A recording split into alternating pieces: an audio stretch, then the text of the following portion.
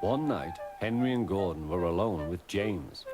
Although the Fat Controller was beginning to think well of him, whenever a chance came, the other engines would talk of nothing but bootlaces.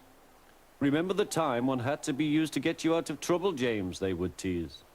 James tried to get his own back, talking about engines who got shut up in tunnels and stuck on hills. But they wouldn't listen. "You talk too much, little James," said Gordon. "A fine, strong engine like me has something to talk about. I'm the only engine who can pull the express. When I'm not there, they need two engines. Think of that. I've pulled expresses for years and have never once lost my way. I seem to know the right line by instinct." Every wise engine knows, of course, that the signalman works the points to make engines run on the right lines, but Gordon was so proud he had forgotten. "Wake up, James," said Gordon next morning. "It's nearly time for the express." "What are you doing? Odd jobs?" "Oh, well, we all have to begin somewhere, don't we? Run along now and get my coaches. Don't be late." James went to get Gordon's coaches. They were all shining with lovely new paint. He was careful not to bump them, and they followed him smoothly into the station, singing happily, "We're going away, we're going away." "I wish I was going with you," said James. "I should love to pull the express and go flying along the line." Gordon, with much noise and blowing of steam, got ready to back onto the train.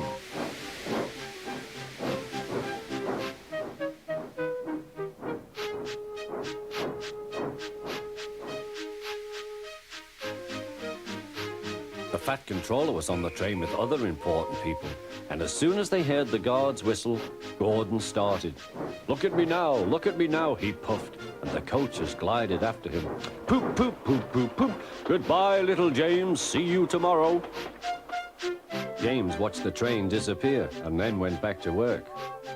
He pushed some trucks into their proper sidings and went to fetch the coaches for another train.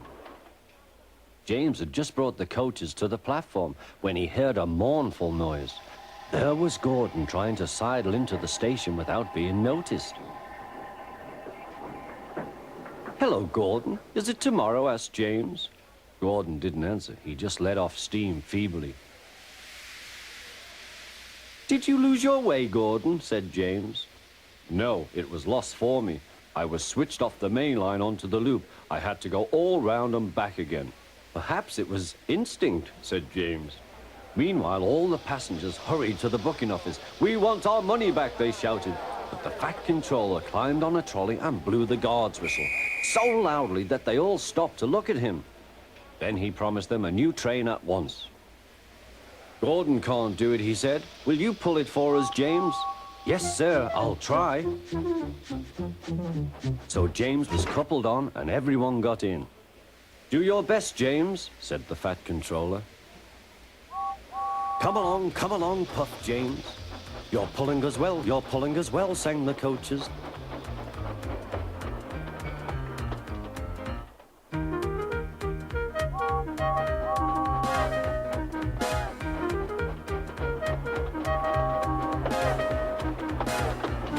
Bridges and stations flashed by, the passengers cheered, and they soon reached the station.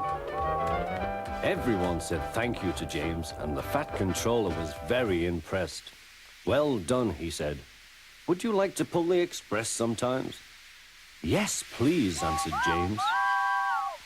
Next day, when James came by, Gordon was pushing trucks. "I like some quiet work for a change," he said. "I'm teaching these trucks manners. You did well with those coaches, I hear." "Good, we'll show them." And he gave his trucks a bump. James and Gordon are now good friends. James sometimes takes the express to give Gordon a rest. Gordon never talks about bootlaces, and they are both quite agreed on the subject of trucks.